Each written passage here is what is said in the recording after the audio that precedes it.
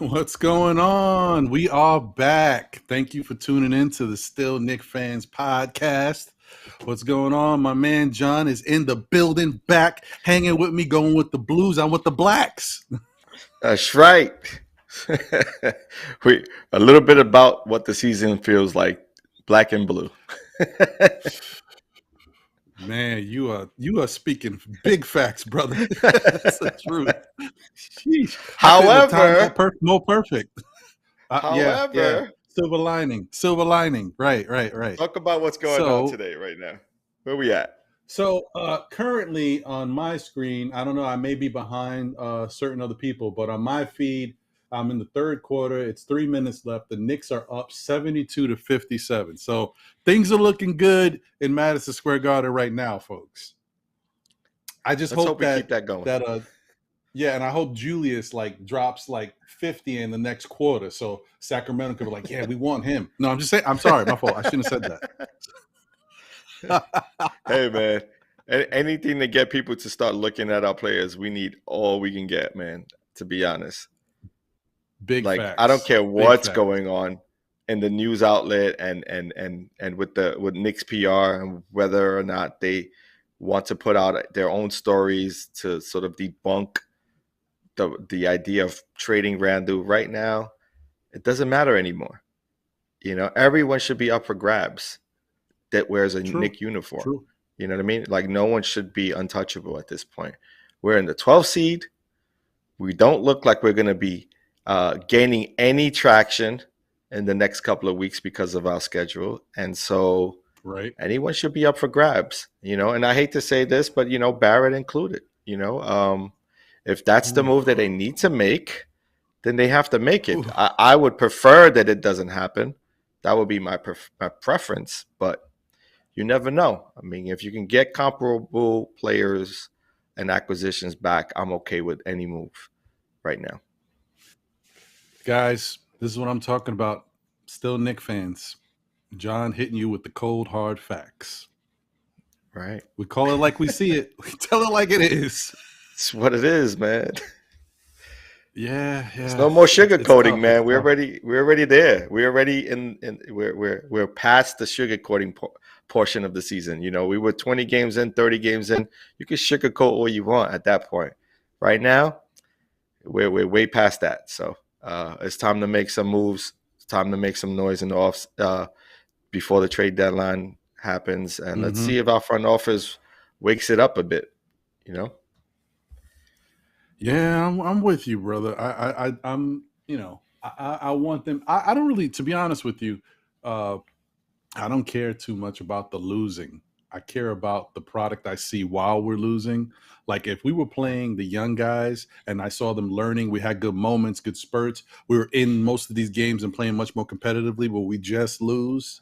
I would be in much happier state than watching us get blown out or looking like we're lost out there on the court. You know what I mean? Right. Well, the same could say. I mean, the same could happen if you play the young kids, right? At some point, they're going to look lost and confused. There are going to be moments when you play a young core that they would look dazed and confused that their shot isn't dropping, and we're going to be like, "What is this that we have playing out here?" But again, that's one of the ways in which you can learn. You know what I mean? You get thrown to the wolves and see if you could sink or swim. You know, if you could stay alive against those wolves, if you could showcase some of your talent. You know. And then find out what your team actually has, right? Do you have a number one option or number two or number three options off the bench or, you know, within the young core? You won't know until you actually put them out there against high level talent. So I'm with you, Ron. I'm with you all the way, man. If we're gonna steer sort of this team into a younger direction, let's start seeing the McBrides play. Let's start seeing, you know, Sims even get on the court because he gets no burn. You know, if that's the direction that they're going. But I guess we'll start to see those pieces depending on whether or not the Knicks front office decides to make a trade. Because that's really what we're banking on. I think us as Knicks fans, we're all waiting to see if they're going to pull the trigger. And if they don't, it's going to be sad. And we're all going to be disappointed. And we're going to talk about how poorly this front office has played this. I think there may be one or two individuals who feel like we can ride this out, you know, and move into the off season. And that's not a bad take either. I mean, you could do that, but then at that point, what are you gaining from this season? Because you end up winning games you shouldn't be winning at some point. You get what I'm saying? That's a really good point. That's a fact. You know what I mean? So what's the point of that?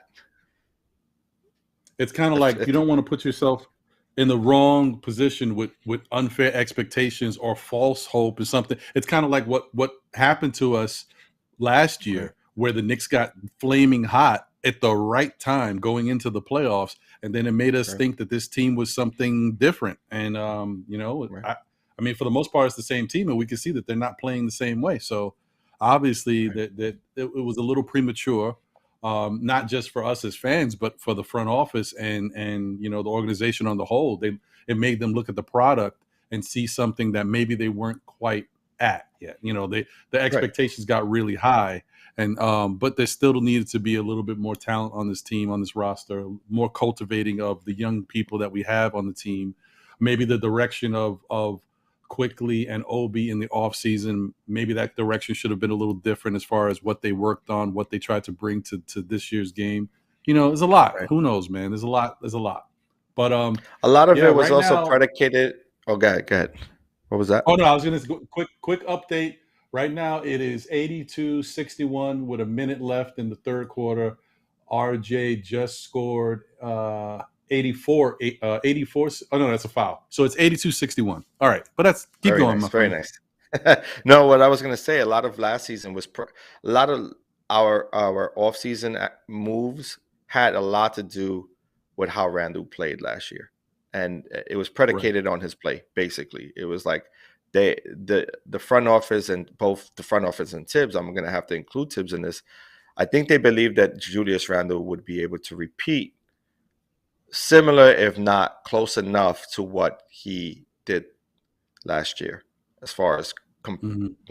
how he produced. And unfortunately, he's come up short this year. Um, it is what it is. I mean, players are going to have up and down seasons.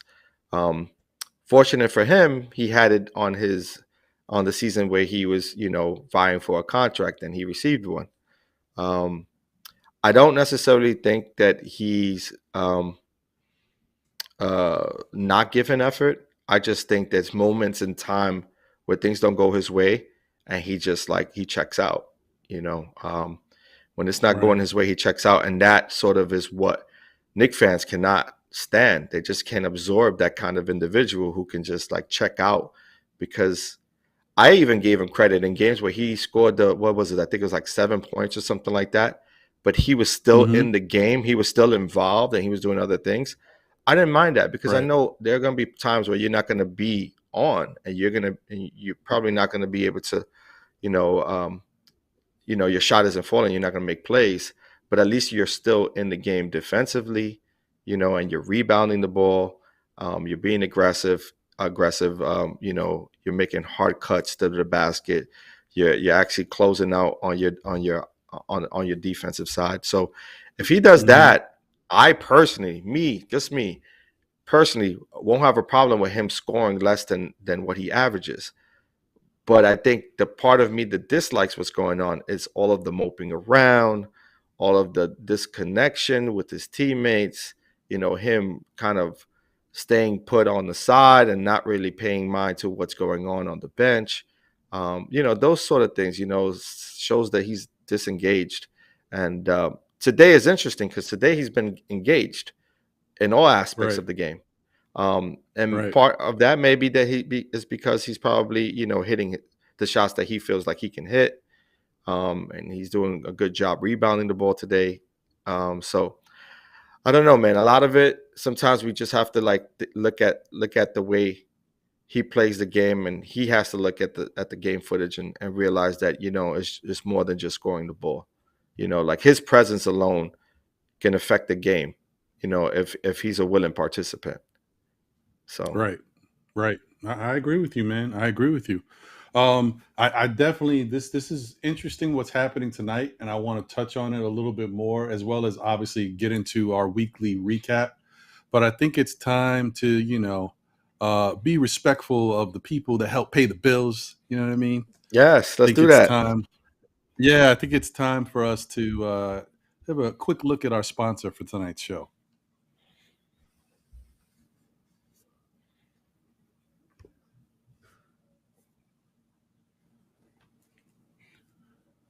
Tonight's podcast is sponsored by Urban Cowboy, designed for the lived experience. Urban Cowboy clothing, uniquely designed for every urban trendsetter, both young and mature. All right. Yes, we love the Urban Cowboy, man. We love the Urban Cowboy. Definitely, guys. If you haven't checked it out as of yet, please do. It's funny. I didn't realize. I took a look. I was looking at random stuff. I don't know why I was doing that. I was just looking at random stuff on the internet from different times and different dates. Sometimes I do that. I just look at different periods, like different years, like 2019 and I saw people wearing Urban Cowboy back then that I didn't even know about Urban Cowboy. Urban Cowboy's been around. So guys, definitely check it Mm-hmm. out. Go to that site, urbancowboy.com, and take a look at the clothing. It's some really nice stuff that I think you guys will be pleased with. So definitely support us by giving them a look. We appreciate that. Definitely.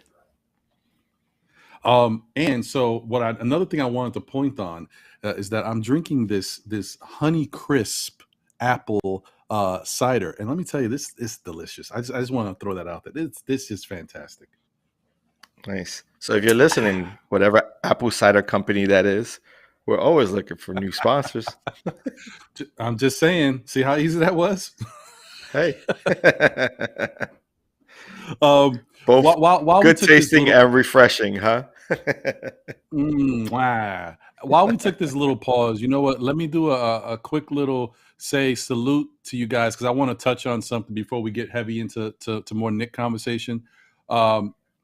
I just want to say salute to everyone in the chat. Appreciate you. Geraldine McIver, Quiet Money, Jarvis LaFleur, the Queen herself, Steph in the building, Tony Stark. Wait, Iron Man? Yeah. Okay. All right. Hold on. Sorry. I just had I had a moment because what? Are you alive? Listen, is this the blip? Just let me know when Black Widow shows up. That's the okay. homie. All right. Cool. All right. I think we all right. We all right. We all right.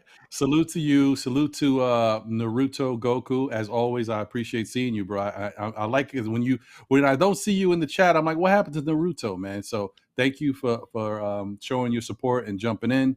No Way Jose is obviously in the chat. He's roaming around there.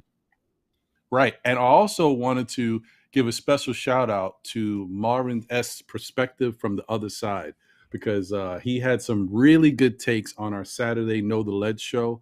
And I highlighted his takes, and I appreciate him. Marvin is actually one of the people that is asking and hoping that we get a call-in number. And I was telling him that's something we'll work on, but right now it's not in the current plans, but maybe in the future that's something we'll definitely look into. And he also even put it out there, we should talk to Sim from Nothing But Knicks and see how he does it. So thank you, Marvin. I appreciate you, brother, and I will do that. John and I will definitely, we love chopping it up with Sim, so we'll definitely do that.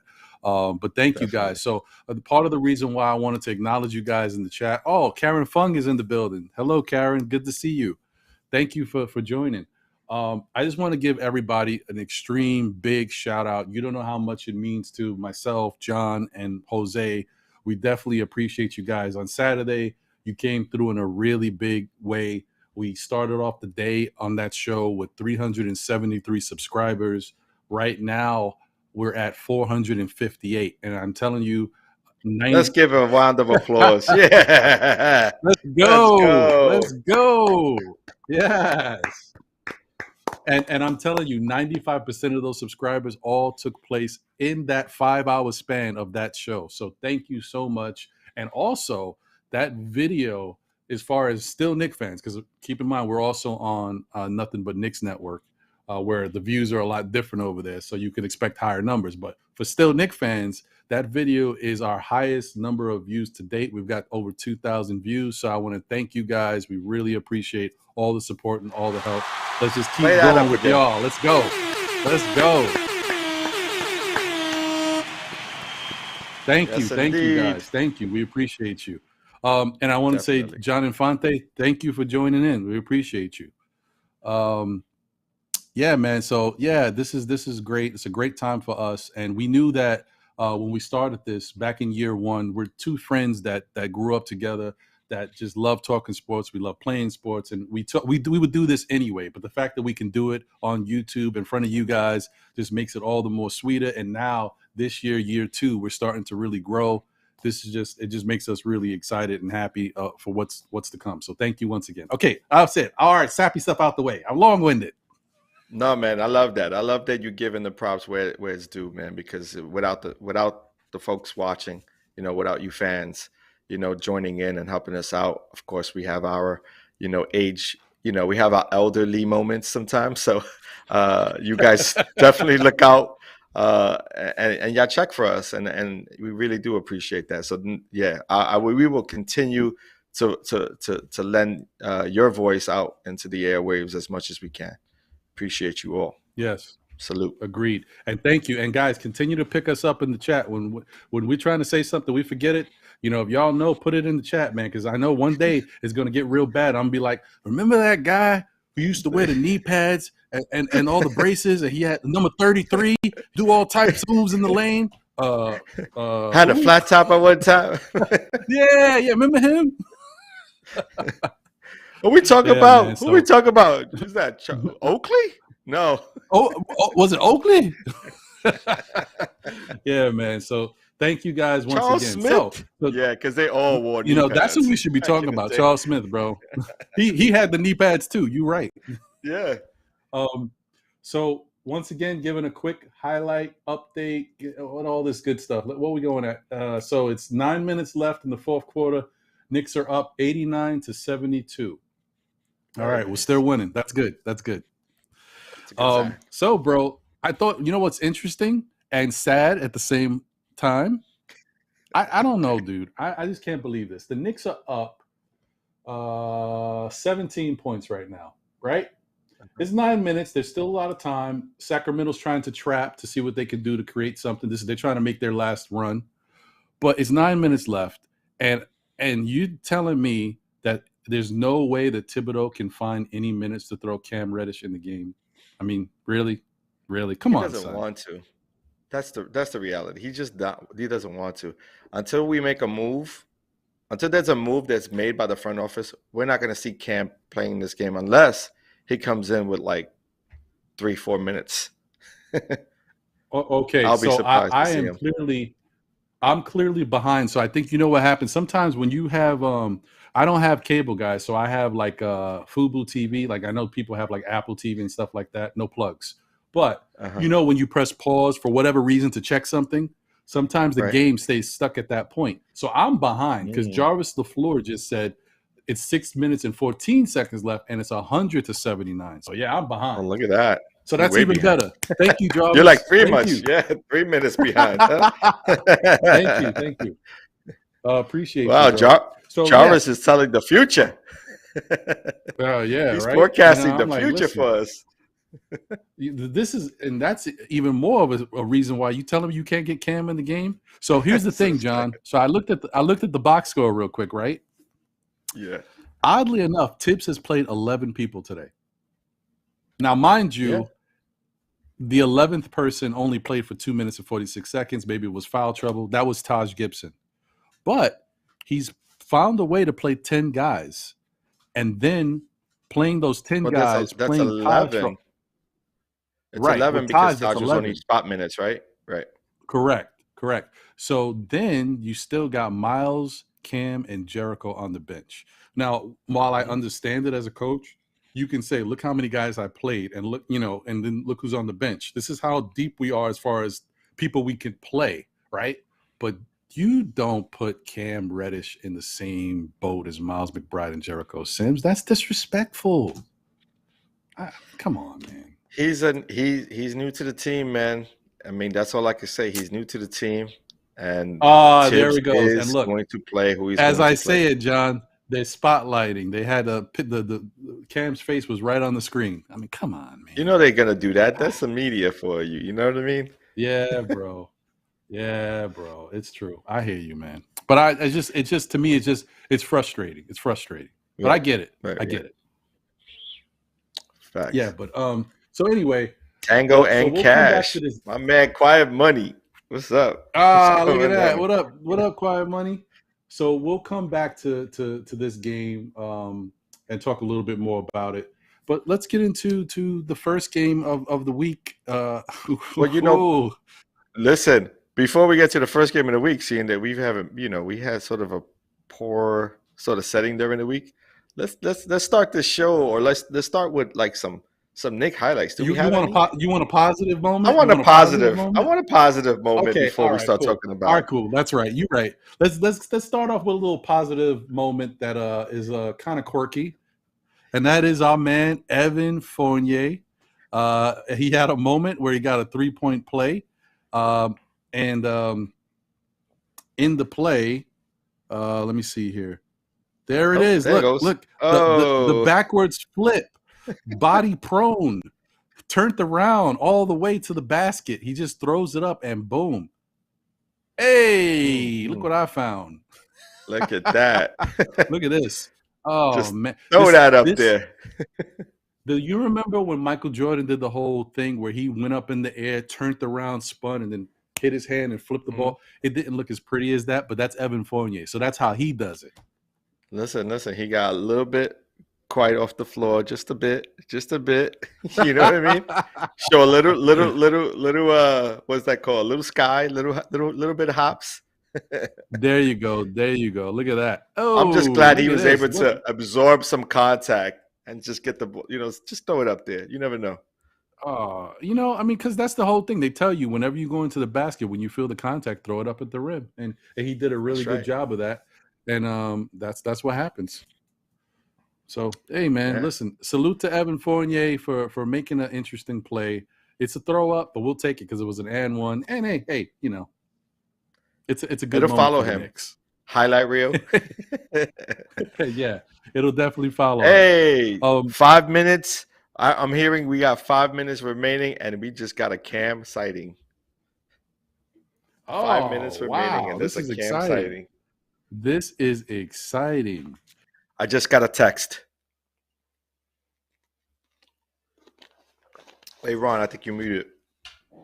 Oh, yeah, that was on purpose. Sorry, I was doing some behind-the-scenes coordinating. I want to make sure that the TV is up to date because I'm behind. Okay. Yeah. Okay, good. Yeah, I need to see Cam out there. I can't be, championing this dude, and I can't even see him in full flight in live time. What are we doing here? All right, so yeah, man. So now that we got some pleasantries out the way, and we saw a nice little highlight from Evan Fournier, let's get into the real nitty gritty. This is the Miami Heat game, and yeah, man, this was to be expected, bro. Miami is a real NBA team, an elite defensive team, a very good offensive team, especially from the 3-point line, 3-point range. Very good shooters. Yep. And they just play with a lot of heart and a lot of grit. They're tough. They're a tough team, tough bunch. And if you come into this game and you're not quite right, you don't have it all together, there's some dysfunction in your team, the common result is you're going to lose, and you're going to lose bad. Yeah. They didn't have the Knicks didn't have sort of a chance in this game. Like, it was so sloppy. You could tell one team really got, understands their understands their scheme, and there was another team that didn't quite get it, you know what I mean, and didn't play cohesive basketball as a unit. And it was disappointing to see, because you would have thought, you're coming in to play, a rival game, you know what I mean? Knicks and Heat have always had a rivalry in the years past, and you would hope that they come into this trying to establish themselves as a contender, and we just got outplayed, man. We got outbullied, we got pushed around, and it didn't look good at all. I mean, the end of the game, when you look at the scoreboard, it looked closer than it actually really was. So, yeah, we were hoodwinked. We were bamboozled. Yeah. Nothing about Plymouth Rock landed on us. Miami Heat landed on us, and they stomped us out. It was bad. It started with Duncan Robinson, like shooting lights out. Out of all people, right? Right. Yeah. See, but Duncan is dangerous, man. That's his thing. When he's clicking, he is a problem. That's why he led the league in 3-point efficiency last year, I believe. Yeah, he's a tough guy. Tough matchup if you let him do what he likes to do. What they should be doing is forcing him inside to take other types of avenues to the rim or something. But yeah, 3-point Right. shooting is crazy. But not only that, it's also like when you think about the sort of when you're facing a player like that on the opposing side, you want to Mm-hmm. make that individual play defense. So attack him as well, which you didn't see happen in Right. this game. We were really reliant on the perimeter, which is sad because we're not the best perimeter shooting team. We may look good on paper, but when we're just chucking up threes and trying to make things happen from the outside, we don't look as good. We're a better team when we play inside out. Agreed. Agreed. And for those that may not have seen the game, which there's a high possibility that that could be the case because the Knicks have been playing bad and they're going up against a tough team. Maybe you didn't watch. I don't know, but the Knicks wound up losing this game 110-96 to the Miami Heat. Um, just so you know, the Knicks leading scorer was Obi Toppin. That Mhm. says something. Obi Toppin with 18 points in 21 minutes of play, and he had 5 rebounds. So right now, what it looks like once again, and this is what gives a lot of Knicks fans hope, and it's a lot of Obi Toppin fans who point to this stuff. Obi's on a little bit of a stretch right now in the last couple of games where he's been playing and he's playing good in those minutes. So he gives you that point where you want to argue should he be getting more minutes because he's doing something with it. And it's the whole thing about Obi. Right. Obi's had stretches where he's got minutes and he hasn't done anything, and he's had stretches where he's got minutes and he's been looking really good. So I hope right now he's on that same pace once again. Last time he went down with the in the health and safety protocols, and that derailed all of his good play. So I hope he's back Right. to what he's been doing, as far as giving us something out there on the court, and he can keep it going because he's looking pretty good. It's all on Obi though. It really is because It there are is. moments in It time where is. where Obi doesn't feel like he wants to attack or he's playing it safe, and he doesn't have this sort of ability to play it safe. He's not a player who can just wait for a catch and shoot opportunity because he's not the best shooter. So he has to be in the mix of a game, and he has to get his touches. He has to take advantage of any touches he does get and attack the rim, because that's the sort of player he is. He's a player who is best utilized when he's attacking the rim. And then he'll find the shot afterwards, and he's he's finally has, I mean, from what it looks like, he's finally finding a better rhythm right now with his shot. And I'm hoping that stays a little bit more consistent to end the year, because to start the year he was poor from the 3-point range.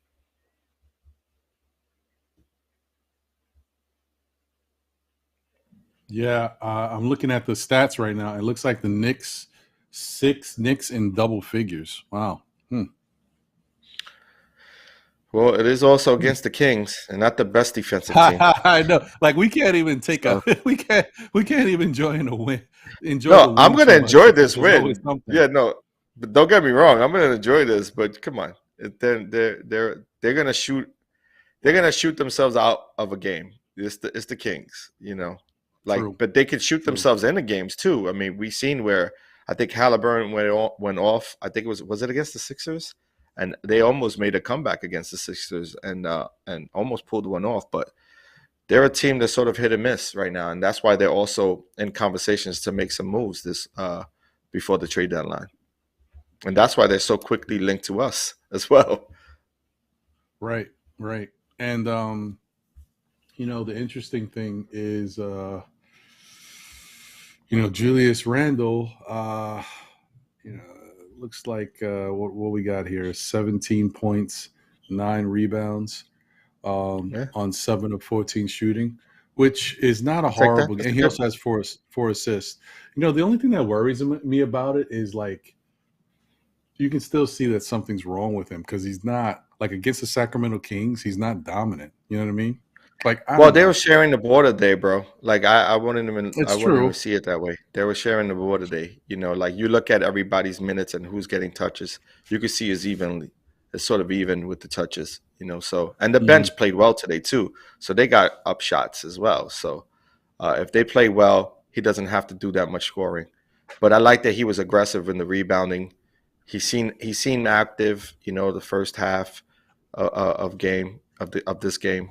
You know, he seemed active. He seemed like he was interested in trying to get a win. But we'll see, man. We'll see. Yeah, I mean, this is I'm a game hoping we definitely have to start seeing the young kids. I mean, at some point we have to just bring them for garbage minutes and right. save some legs. You know, we got to do that. Yeah, I'm with you. I'm with you. And you know, the whole point is we just want this guy to start playing, you know, comfortable and good basketball again, and then hopefully Right. things work themselves out. Whether he's traded to another team or he's here with the Knicks, we want to see Yeah. Julius, the Randle that we're used to seeing in the past. Yeah. So, I mean, listen, well, I'm gonna take this game. It's a good win. We like, you know, I agree with Uncle Fulio. Like, you know, they played good as a team. They shot the ball well. They played good defense. Um, but you know, this is a game against a team that, you know, we would like to, you know, be better than. You know what I mean? That we would hope that we were better than. And I think this is the first time we've seen them this year. So it shows that we are playing better basketball than them at this point in time. Who do we have next though on our radar? You know, because I know we're up against some quality teams. Is it the well, Lakers? uh, That's coming up. let's see, because I think you know what you might be on the money because I think that is It's a West possibility. Coast win That's now, right? true. Grizzlies. Grizzlies. Ah, there you go. Then the Grizzlies, then Lakers. Lakers. Okay. Yeah, two. I mean, Grizzlies for sure. That would definitely show us if we're really going to start shifting gears and trying to be really competitive because the Grizzlies are playing a tough game today against the. Are they against the 76ers today? I think the Grizzlies are playing against a top-notch competition today, and if they win or lose, depending on how they play, Yeah, um, they lost to the 76ers in overtime. oh, so yes, they're 122, definitely going to try 119. to come. They're definitely going to try to win their next game. And so if we could put some of this momentum of this game and bring the same kind of energy to that game, I really want to see a competitive game against the Grizzlies. If we could be competitive against the Grizzlies and take it down to the wire, then I have some hope against the Lakers. But if we get washed, it's back to the old Knicks. You know, we're not going to be competitive. Well, let me say these two things real quick. One interesting thing is Miami played Boston tonight, and Boston walloped Miami by 30 points, 122 to 92. Now that's interesting. They were clicking. Yeah. But let me just say to Josh, no, dude, understand me. I'm happy the Knicks won. It's a good win for the Knicks. I'm just more like these are the type of wins the Knicks have been getting this year. And like I miss the type of wins we were getting last year. Like last year, we would definitely get these type of wins, but we would have really good games against tough competition. And I just miss that fight, that hunger that Knick team showed. But I'm not taking it away. A win is a win. You know, I love the fact that they won the game.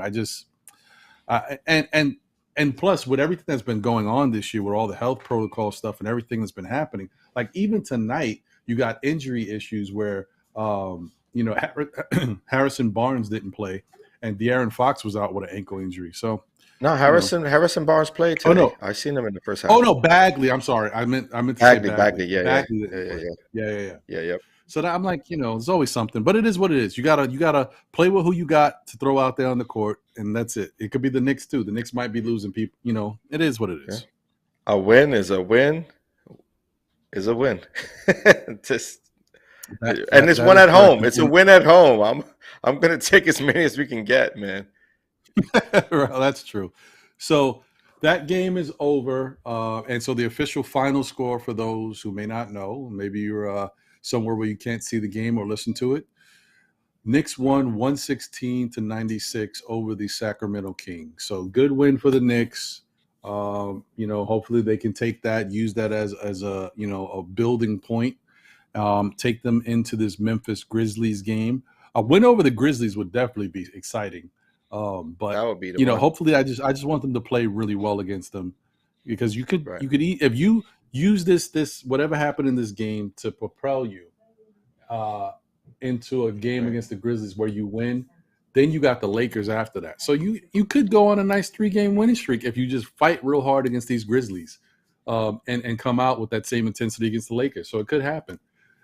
So a good moment I'm looking at on the side here, and Julius Randle was hugging somebody on the side, and he had a big smile.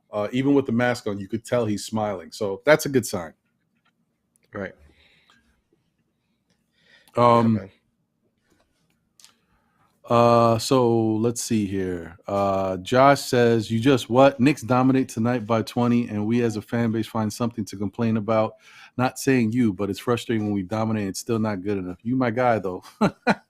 Thanks, Josh.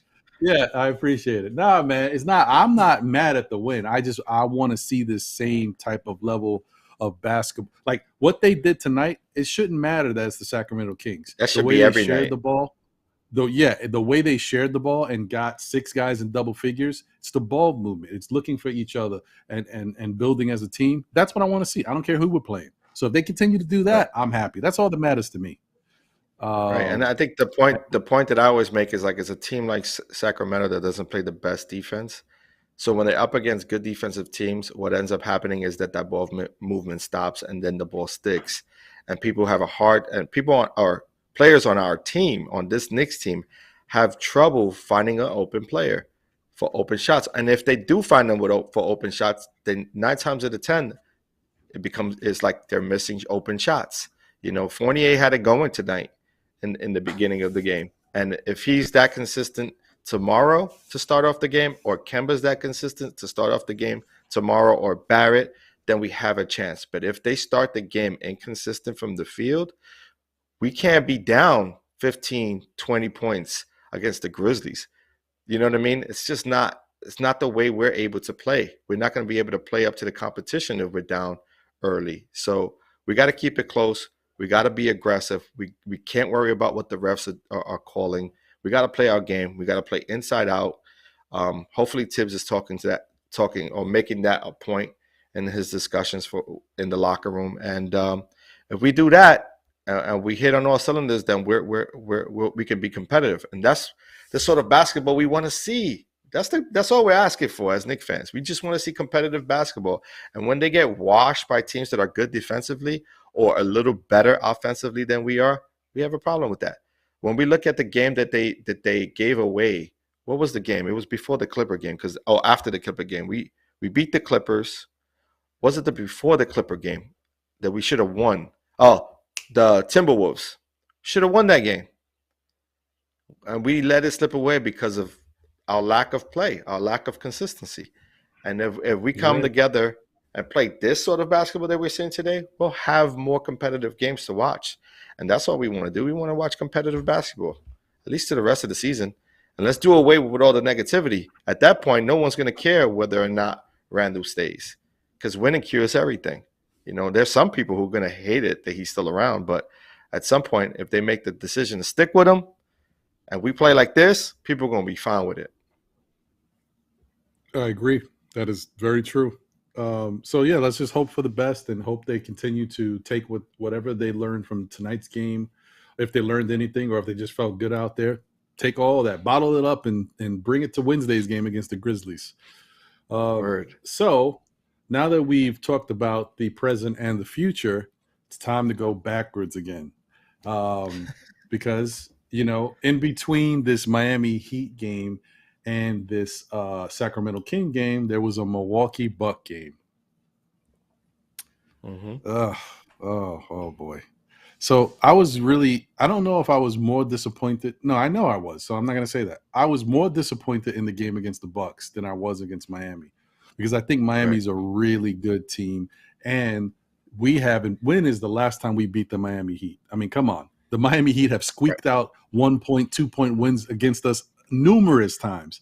So the fact that we lost to them, I don't like it, but but the Milwaukee Bucks, where we beat them earlier in the season, we match up with them pretty good. And Julius has played good defense. Noel played good defense against Giannis.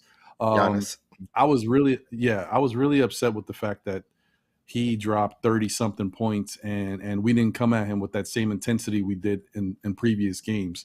It was just tough, and they took it to us, and you could see that for the most part they're healthy. I think they're only missing, I mean, a key Like piece of a Brook few Lopez. Brooke Lopez, and yeah, maybe another bench player or so. But I think Brooke Yeah, Lopez is but the those main guys piece. like Brook is the guy. Like at least they Right, got Drew Holiday, they got Middleton, they've got like Giannis obviously, and they've got right. Connaughton's back, and they've got a lot of They the got sum of their players, good parts. players. Oh, you know who I haven't seen? I didn't see Jordan Nwora.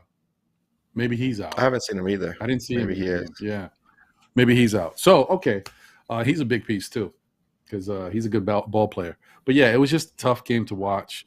Knicks went out there and they made me feel like they had a chance to win the game because We they in played tough in moments. the first half. Yeah, Yeah, we have moments. We have moments where we kept it close. But you know, anyone who was defending Giannis was a bit jumpy. You noticed that, like they were a bit jumpy. You know what I mean? And for good reason, because Giannis he was was on. nah. He was on. Yeah, he was He was on. in killer mode in that game. Yeah, yeah, Yeah, yeah. so He did well. I, He was upwards of 30 points, right? He he was up had there. I think 38. I think it was 38, but I was just about to go check that right now. Yeah, But I and he do did a think great. that that's what And it I'm sure he was. had like his certain amount of rebounds too. He probably had a double double. I don't recall how many rebounds he had, but I'm sure he did his part. I think the person who controlled the game though, I would, and I think I heard Sim talk about it on the MBK network where he said Drew Holiday, uh, and I would have to agree with him that there were moments where you felt like we may have had a chance, and we'll come down and hit a bucket, and then Drew Holiday would quiet the noise, and also just I'll bully some of our guards. But Right, that's Drew right. Holiday's game. You know what I mean? He's a strong offensive and defensive player, and he has a great understanding of the game, and is a really good floor general, and can hit big shots. Not afraid to take them. Yeah, no, and he finished with 24 points and 10 assists in that game. And just so you know, Giannis had 38 points, 13 rebounds, and 5 assists. Yeah, Just monster game. torched us. That, But but you know, that's you the when you reason when why you they're championship team. That's the reason why they are a championship exactly, team. I mean, they exactly. have a very good core group of players there, and they really figured it out. So I expect them to be And there at the end this year. no, I do too. I do too. They're a solid bunch. They're a solid group over there. I was going to tell you this is when you talk about Drew Holiday. This is why I get a little. I'm like one of those. With the fans when they get mad at Tibbs. What Drew did gets me mad at Tibbs because I'm saying to myself, this guy is from the point guard position, and you don't really have anybody out there that can legitimately stop this guy because you're not putting RJ on Right. him. You got all these other guys on him. So you don't think to maybe bring Cam in the game? And I know Cam is probably 6'8", so the size it benefits us. But if he can move and if he can guard those three positions, why wouldn't you give him a spell to give you another weapon to put up against Drew? And then the other thing is, why wouldn't you try to throw Deuce McBride in there just to try to slow him down a little bit? Even if he takes a couple fouls, put a little body on him, get in his face, give him a different look than what he's been getting. So that's when I look at things and I'm saying rotation, throw out the window. Let's do what we can to see if we can stop the bleeding and try to win the game. That to me, that's when Right. I think coaching becomes it's too much. Like with Tibbs, sometimes he overthinks stuff or he oversimplifies He it. under Just open he it up a little under bit. he just likes the simplicity of the way he Right, coaches the right, game. right. He's not trying to figure out minutes for any additional players. Look, legitimately, he's playing 10 to 11 guys this year, right? At any given moment. He doesn't even want to play that. He wants to play 8. You know what I mean? So let's let's I mean, I think for all Knicks fans, we just have to come to the realization that as long as Tibbs is here, we're not going to get that to change. That's not going to change. He is going to be who he is. He has a record of being who he is. Foolish us for thinking anything otherwise, right? If someone who is telling you what they're about and is showing you what they're about, let's take him at his word.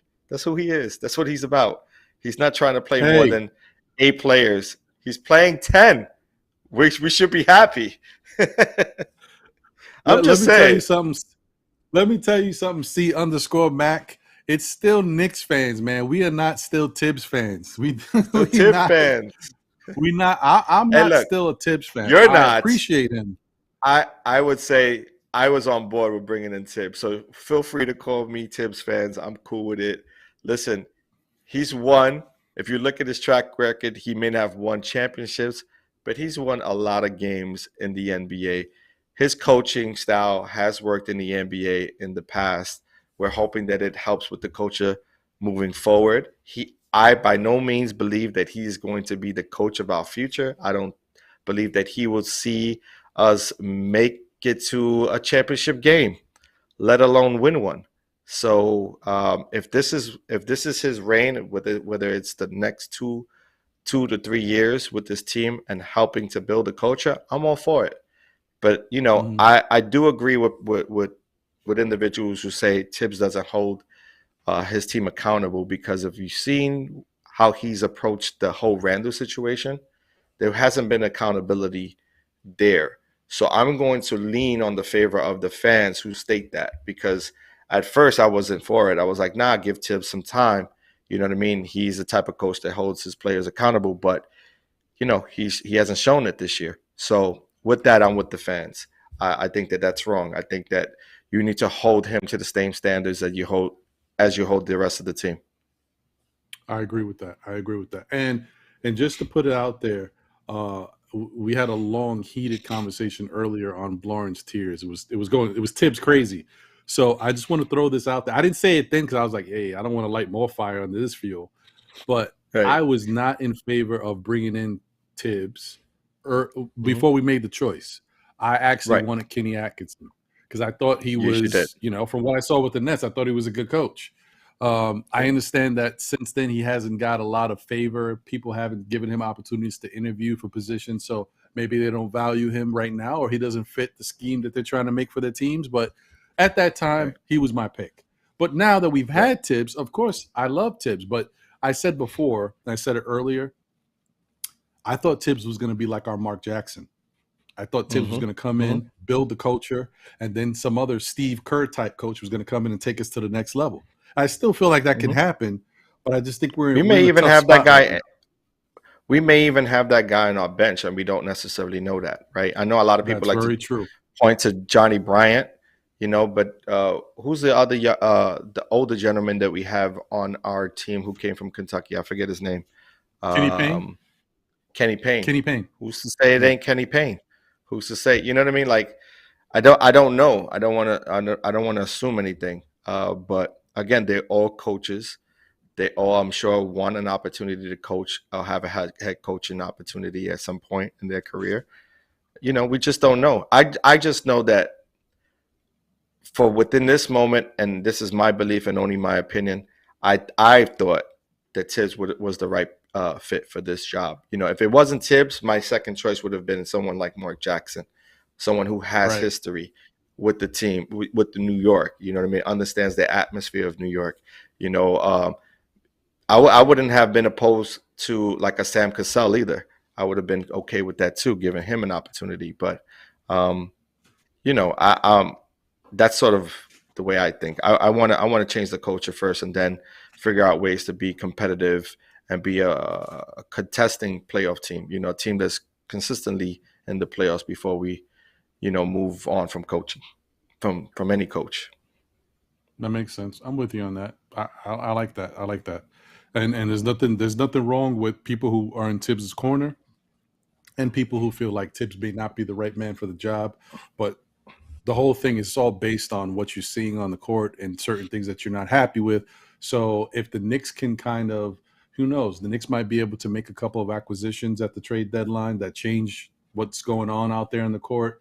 Maybe Mm-hmm. it's a big addition by subtraction.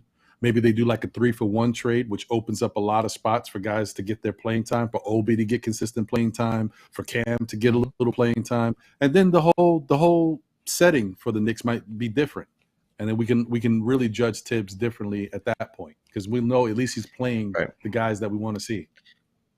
Well, I think to that degree, you're going to have to force his hand. right? Because he's going to play who he's comfortable playing. If you bring in new guys, he Correct. may not be comfortable playing them, right? Because that's the That's Tibbs right. way. So he Yes. wants to Yes. get them time under their belt. He wants to see them in practice. He wants to see all these different things before he puts them there on the court together. You know what I mean? He just doesn't want to throw a bunch of players together and see if they mesh well. He wants to see it in action.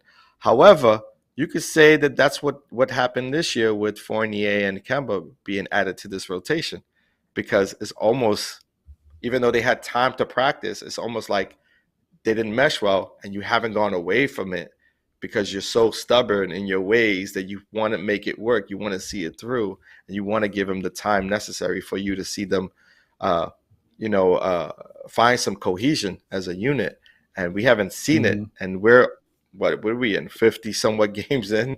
You know what I mean? So, there comes a time where you have to, you're gonna have to figure it out. And for Tibbs, he may never figure it out. This may just be the way he coaches forever. And then it's basically upon the front office to make some moves at that point, and sort of force Tibbs' hands, or move away from Tibbs. Right. Because if that isn't the culture they're trying to build, then you have to make that decision and you have to make it known. But it's sort of a wait and see for me. I'm riding with the Knicks regardless. It don't matter. Like, for me, it's about the name in the front of the jersey, not the back of the jersey. It's all about the Knicks. So whoever they bring, whoever they shift from, I am gonna ride with our team regardless. And hopefully it works for the betterment. Right. I'm with you on that. I agree. That's what matters. That's the big key here is making sure that we understand that, you know what, the whole goal is to make the Knicks better. The Knicks Right. is the key. So Right. Right. um uh I just wanted to, once again take a quick moment to recognize some of these fun people, part of people in the chat, like Uncle Freezy likes to say. Karen Fung, I see you, man. Thank you for always, supporting us. D Roz is in the building. What's going on, D Roz? And Jarvis said that he saw us or saw me on Blorange Tears earlier. He was just chilling in the cut. But Nice. look at our man. Look at our man, Knicks 100, a GM, Ron John, and No Way Jose. Thank you, man. Good to see you That's as right. always. Appreciate you. Yeah, so I think I think we kind of covered what is going on with these games and how they played against Sacramento. But before we get Right. into our weekly predictions and also the results of last week's games, I think we should just quickly touch on trade rumors between these two teams. One of them being, Julius Randle for De'Aaron Fox. Well, what do you think about that, bro? Um, I don't know if I don't think it should be a straight up. I may be on the wrong by overvaluing Randall, but I think Randall gives you more than what De'Aaron Fox gives you at this moment in time in their career. So I would want equal value. De'Aaron Fox is a great player. He's a really good player. But I think Randall right now in his career is a tad bit better. So I would want a sort of a 2-for-1. Whether you can include like a Bagley in the trade with a couple of other of our players, maybe I'm for that, but not straight up. Mm-hmm. And the thing that and I'm like it's very iffy. So I understand what you're saying because I feel like right now everything that's going on has devalued Julius a bit. People forget how good Right. Julius can be sometimes. Um, Mm-hmm. but the thing about it is, Sacramento might point to the fact that, listen, De'Aaron Fox is averaging 20 points a game and he gives you 5 assists in a Right. backcourt that features Halliburton, who does most of the orchestrating with around 9 assists a game. So the fact that he gives Right. you 5 assists shows that if you allow him to be the full-time orchestrator, he can give you even more, which makes him kind Right. of close to a double-double type player. Not all the time, but he has his moments where he can do that. And then he's a very good on the defensive end as far as getting steals. He's a klepto out there. So those are his biggest attributes. We know he is not a good shooter. Mm-hmm. So that's his. And he's But as far as overall. No, and I was just going to say, as far as overall man to man defense, he's probably not the best. But as far as he's really good at getting steals. So yeah. Go ahead. No, I would agree that he may be somewhat comparable. I don't want to see a 1-for-1 in a trade like that. I'd rather include some other players, just so we could fans see the idea of bringing multiple players and seeing sort of an exchange of players. Maybe we add, maybe a Fournier or maybe a Burks into the mix for someone else like a Bagley, or I would say a Bagley. That makes the most sense. Get in because we need an additional big, because we don't necessarily know what's going to happen in the future with Mitch. So and I know he's probably up also for a contract, and so if you have your odds, if you place your odds, you know what I mean, you have an opportunity to sign either or in the future, or move away from Nerlens Noel and keep both of those players. I would like to see a younger core of big men on our team. I mean, Bagley plays the power forward, but he is like 6'11", right?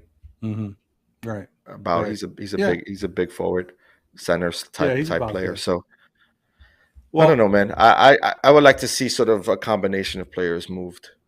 Okay. Well, I've got another trade proposal for you that I'll bring up right after we get a word from our sponsor for tonight's show. Tonight's podcast is sponsored by Urban Cowboy, designed for the lived experience. Urban Cowboy clothing, uniquely designed for every urban trendsetter, both young and mature. Yeah, so another trade possibility that has been floated around out there, which I don't know how much teeth it has, but it's making its rounds on the internet and definitely in the Twitterverse, Nick Twitter especially, is Burks, Nerlens Noel, Evan Fournier, and Obi Toppin for De'Aaron Fox and Marvin Bagley. Wow. What do you think about that? Well, I'll say it again. Just say back. Let me say it one more time. Burks. Hold on, but I did say Fournier. Bagley, right? In a move, I was sort of thinking big and small, You like did a center and point guard. But say that. Say that again. Burks, Evan Fournier, Nerlens Noel, and Obi Toppin. That's a lot, though. But it's for De'Aaron Fox and Bagley, and you're getting you're getting rid of spots. I can see that you want to get to other players, because getting rid of Burks allows Grimes to shine. Does the money work? Yeah, no, the money works. That's the reason why you're doing it, because Burks is 10, Noel is 10, Fournier's almost 20. He's 17 something, whatever, and then Obi's money that gets you to the 40 point, which allows you to get Bagley, who's around 11, and Fox, who's 20 something. That actually benefit both teams, to be honest, because now you have Halliburton. It gives them the opportunity to run and shoot the ball like they want to. I mean, they have Buddy Hield over there, who's sort of hit or miss with the 3-point shots. You kind of get a similar player in Fournier, right, who likes to shoot, who can probably do a little bit of the same thing, if not a little better. I like that. That's a good trade.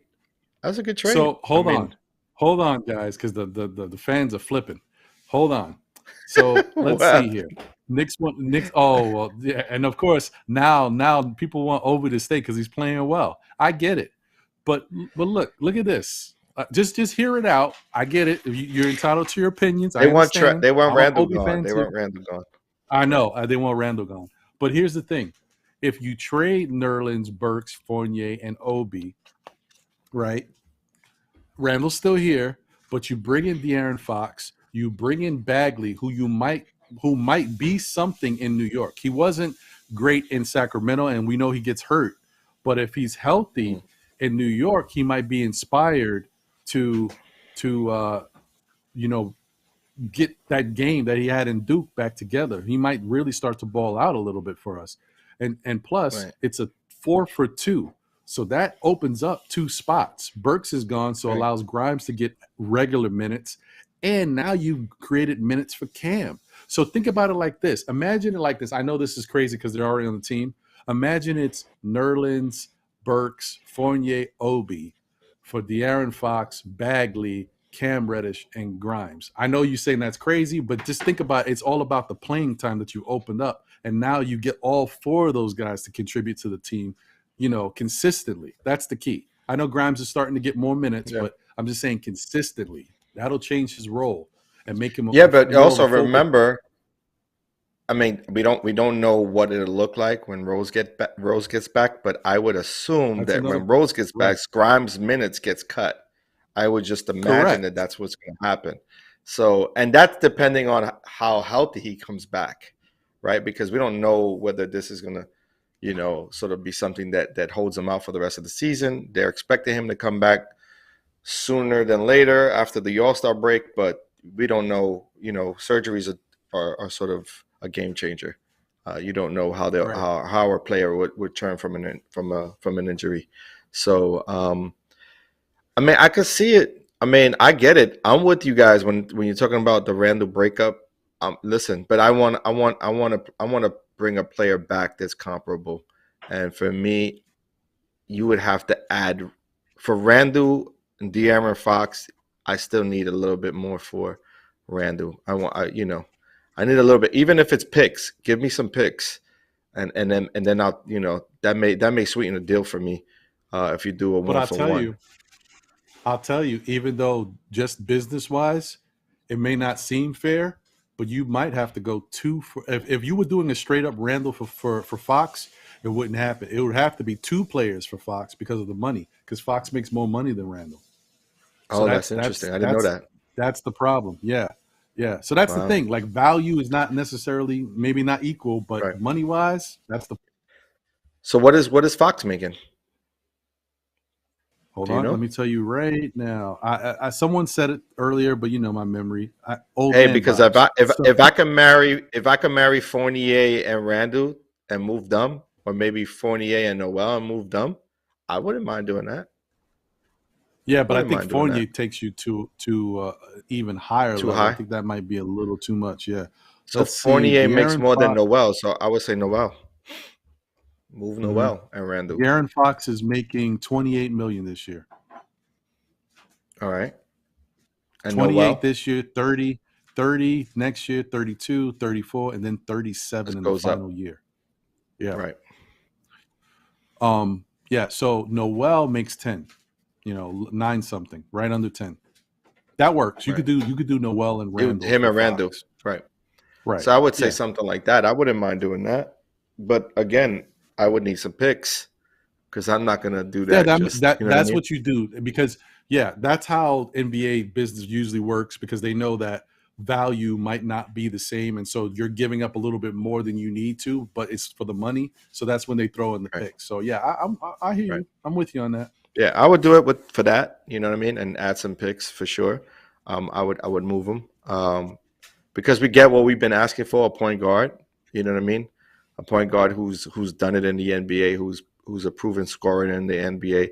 Plus, that's sort of a Tibbs type of point guard. You know what I mean? He's not a great perimeter shooter, but he's a guy who can attack the basket and pass off a pick and roll.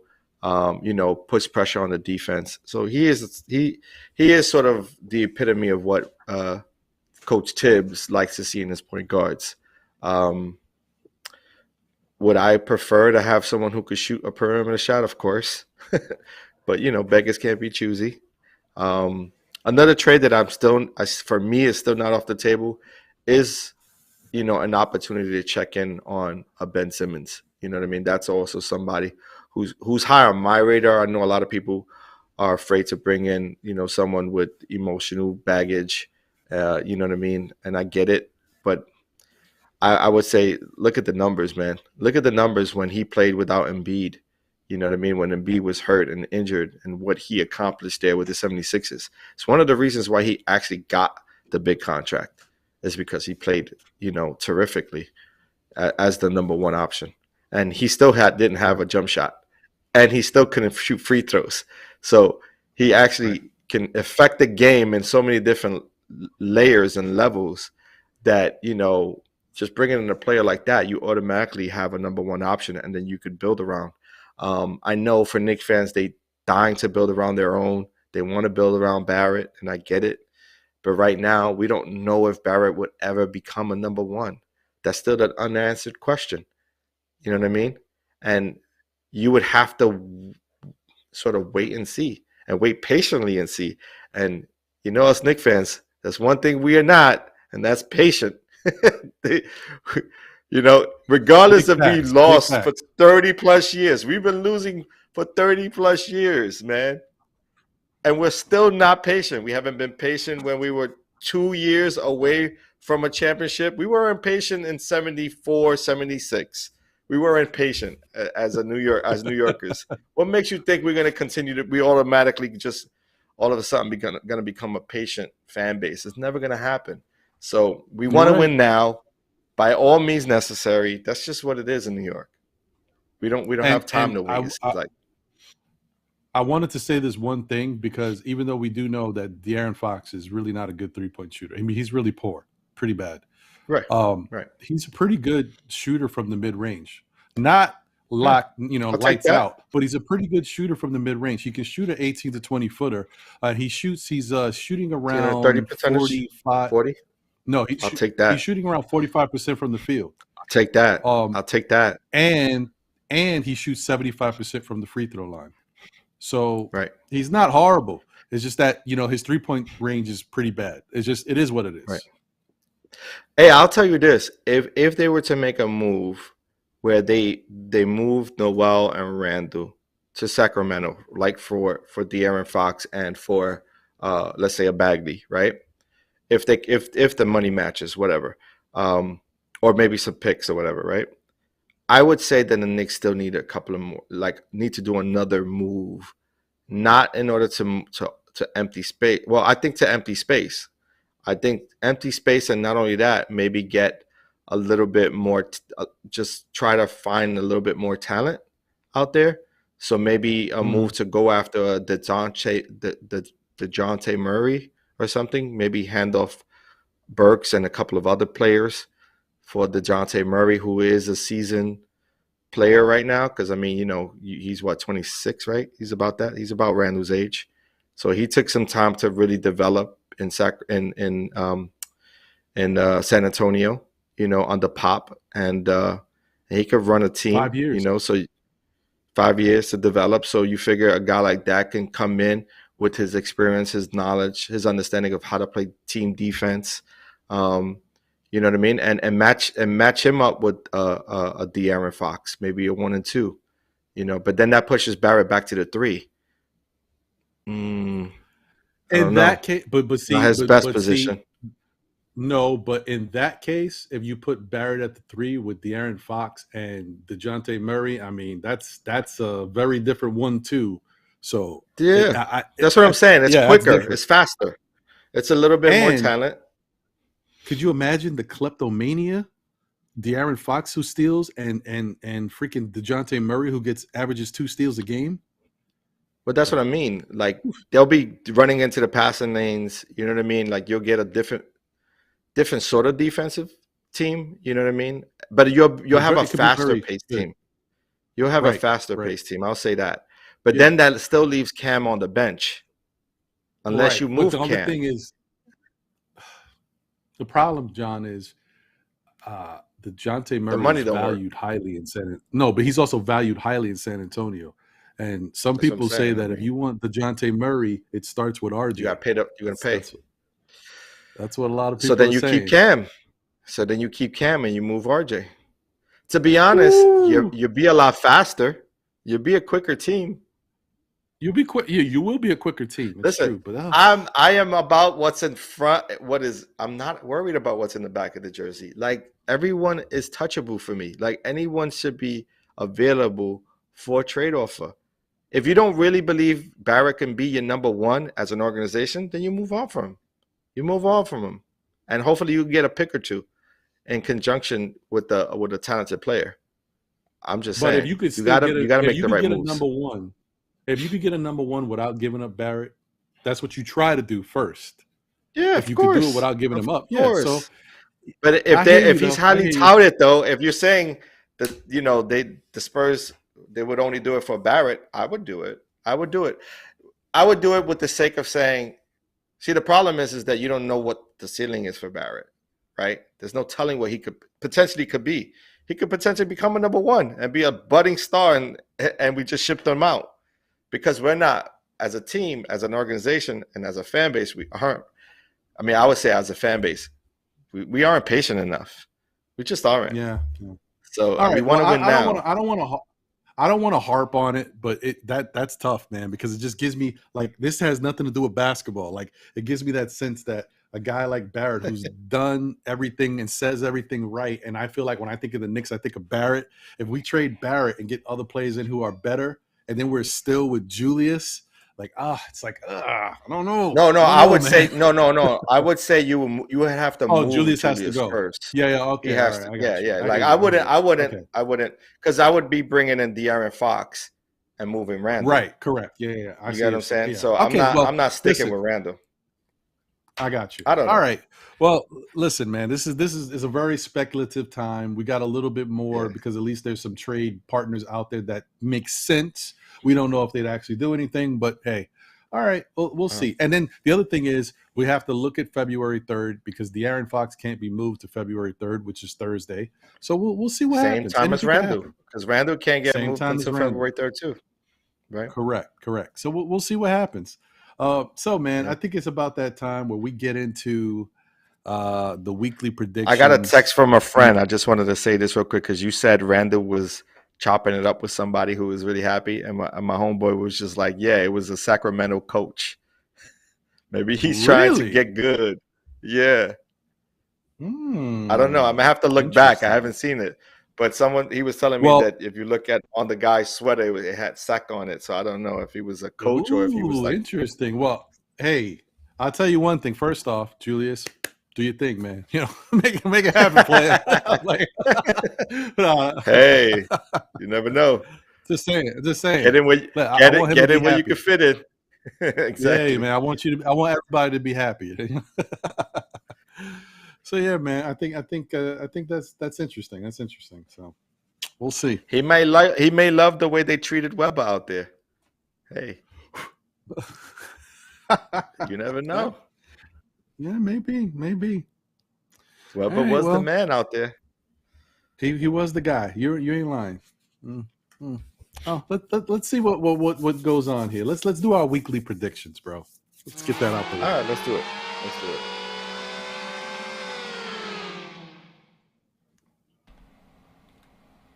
Hi. What up? That's all. Jose. How are you? Oh, good. That's it. You know. Oh, okay. Just lingering, playing in my VR world while I let you guys talk. Good times. Nice. Well, I just hope you know that no matter what's going on, we're reality, okay? This is real. Oh. Cool. Yeah. Anyways, let you know, bro. Let me take it back old school.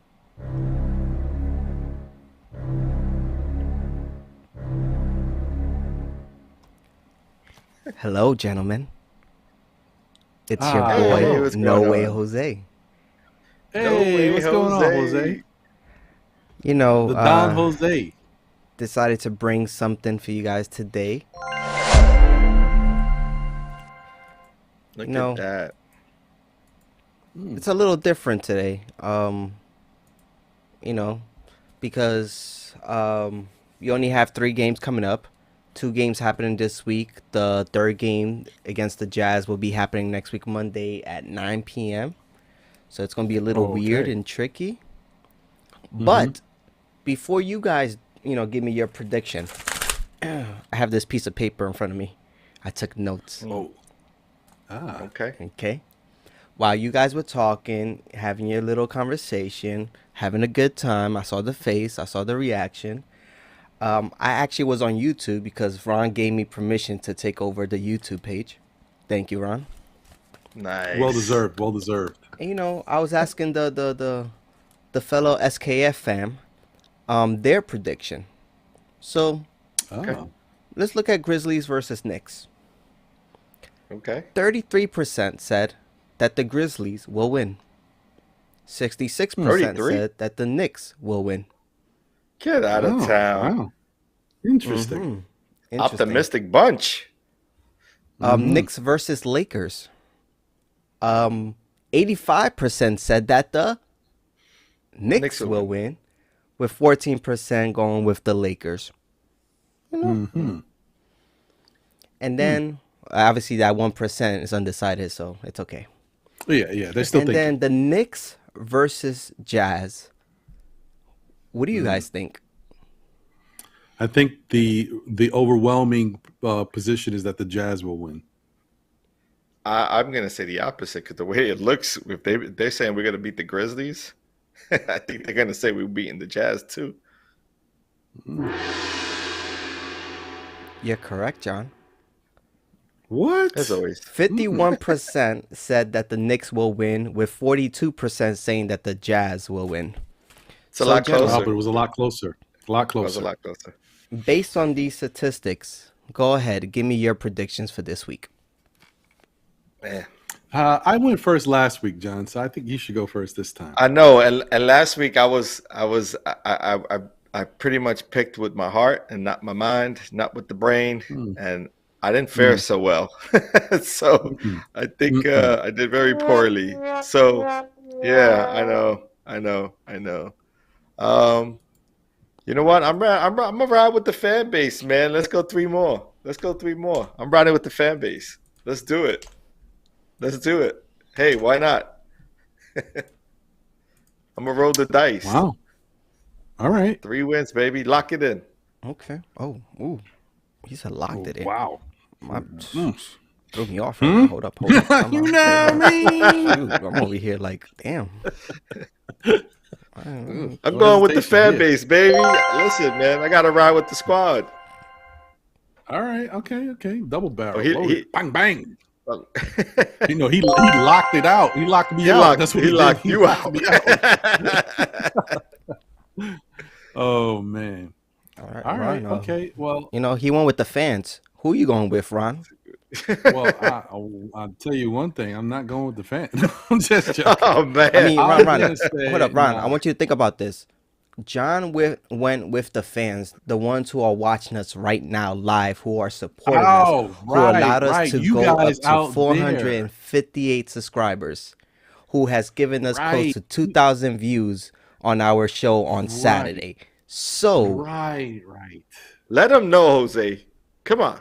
Yeah, I forgot about that. You guys, Watch I can't Ron not go the opposite. I gotta go with the fans, right?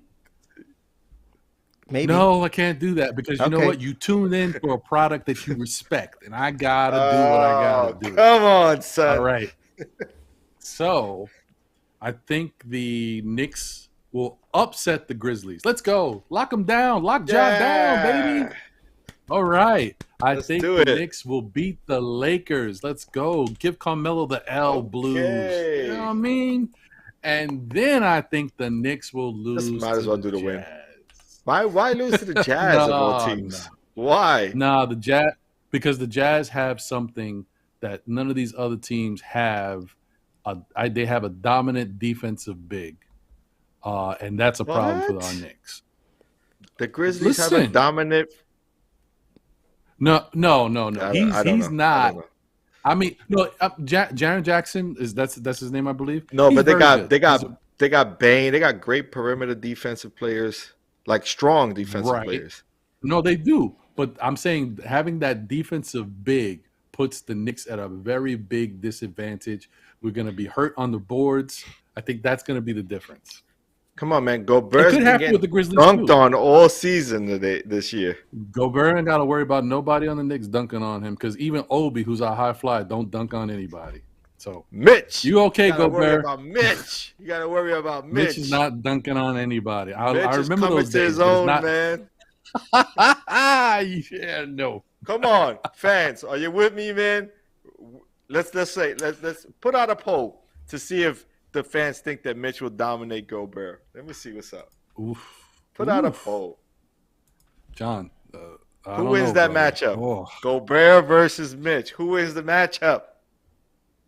Oh, I don't man. believe So in Rudy Gobert. Gobert, and that's Gobert. It's hyphenated. Rudy Gobert versus Mitchell Robinson. Are you trying to say who has the better game, or can Mitchell wins the Robinson matchup? dominate? Okay, Who wins the matchup? Rudy Gobert or Mitchell Robinson?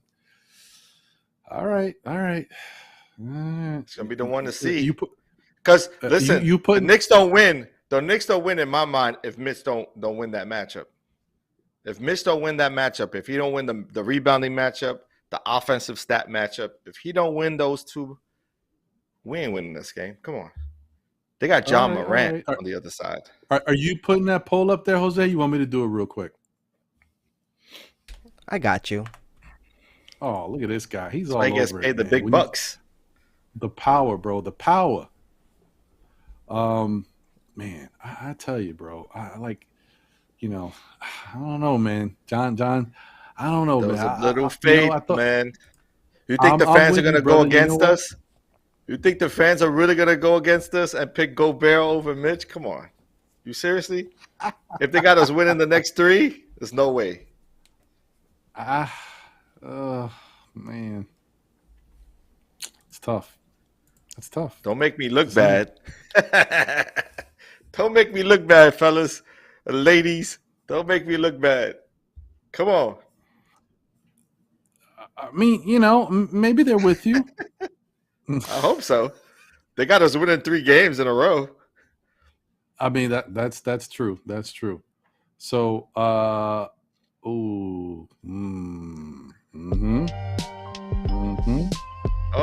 yeah. I'm digging this one. Yo.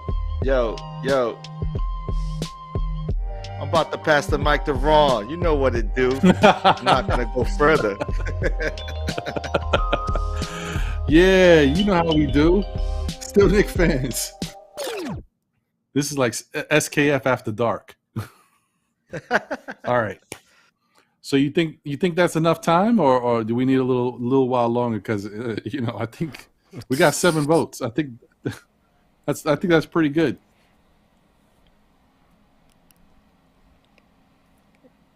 I don't know. Should we end it?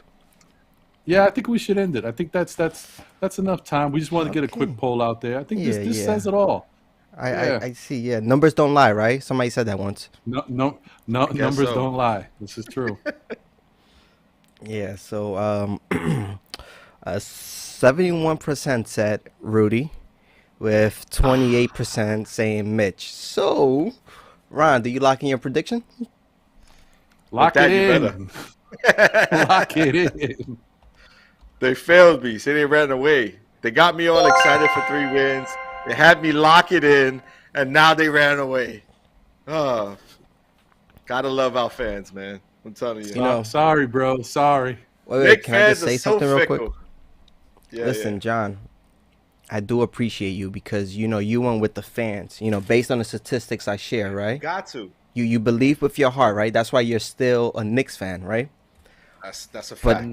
I put up a poll on YouTube, asking who will be the king of prediction, and Ron came out victorious. See that? So They know. Who I don't know leads. what's They know going who on with leads these the game. fans right now.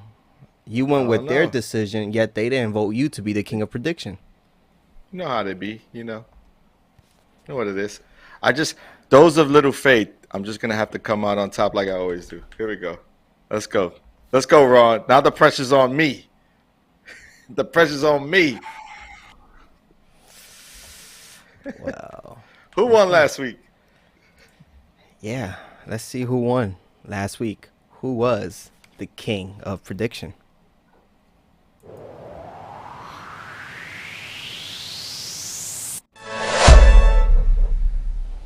There you go. There you go. Congratulations, Ron. All your three Dance music. predictions, even though you had, less faith in the Knicks, your predictions were correct and accurate. You got 3 in a row. Congratulations. You are the king of prediction this week. Go ahead, party it up.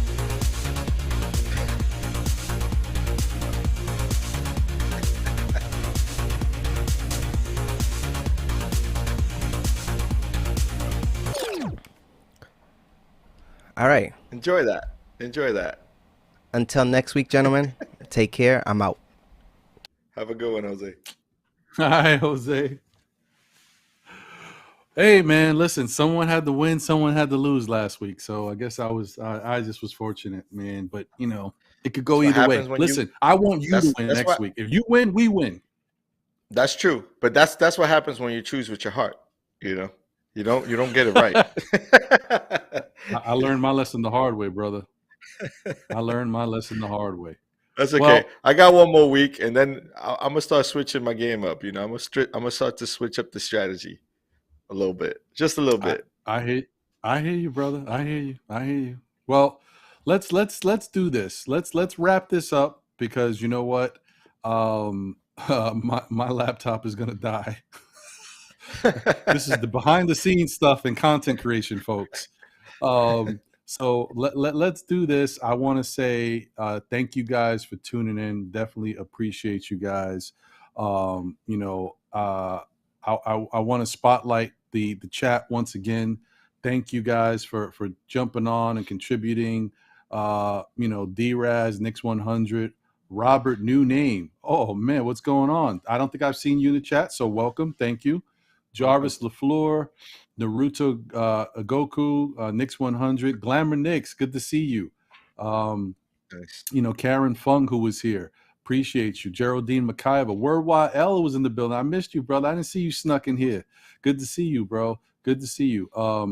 There was other names that I had mentioned earlier, but you guys get the gist of it. Josh, a.k.a. Uncle Fulio. Steph was in the building, and so on and so forth. Tony Stark was here. I thought Iron Man was dead. I'm glad to see he's alive still. Thank you. I believe in you. Quiet Money is in the building. Marvin S. Perspective is in the building. How did I miss him? Green Goblin was in the building. The Woogiyak was in the building. Good to see y'all, man. Angel Torres is in the building. Thank you. So we definitely appreciate all y'all for tuning in. Thank you. And John Infante was in the building as well. Thank you guys for tuning in. We appreciate the love. Keep coming back. We're going to keep hitting you with more and more content. This week next up will be the NBA report. We will be doing one this week. So look forward to that on Thursday. It's going to be at 8:00. So that's the NBA report by the guys from Still Knick Fans on the Nothing But Knicks network at 8 p.m. So if you guys haven't subscribed over there, definitely go over there to Nothing But Knicks, subscribe. I believe right now he's doing a post-game show, so definitely go check them out right after you leave here. Yeah, we appreciate you. John, any final words? Man, like I always say, stay blessed and catch you on the next one. That's words to live by, man. I'm with you. So definitely, guys, continue to like, comment, subscribe, hit that like button because you've been doing a great job at it. Tell a friend who tells a friend who tells another friend. Let them know about us. We're going to keep building. We're trying to get to 500 subscribers, in the next week, and hopefully 1,000 subscribers by the end of spring. So keep supporting us. So definitely check us out on Thursday and check us out on Saturday when we have the Know the Ledge show once again at 11 a.m. So Thursday at 8, Nothing But Knicks, the NBA report. Saturday at 11 a.m., Know the Lead show for Still Knick fans. And none of this could be brought to you without the helpful stylings and background vocals and music and all of the graphical input by our man, No Way Jose. That's right. That's right. Always on the ones and twos, man. So thank you guys once again for tuning in. Enjoy the rest of your night. Go check out Nothing But Knicks. The post-game recap is going on right now. And support Simeon Russell and the crew over there. Thank you guys for tuning in. We'll see you on the next one. We out of here. Yeah.